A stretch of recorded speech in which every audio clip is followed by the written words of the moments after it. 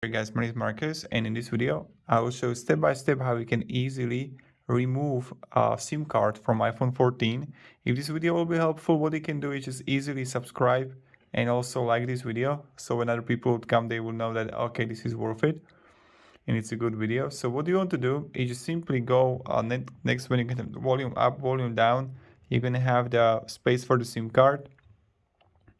And then you want to like simply push it a little bit with something like small thing here, and you're gonna have it also in iPhone 14 case, and then you're gonna have the SIM card right here, and that's how you can simply remove the SIM card from iPhone 14.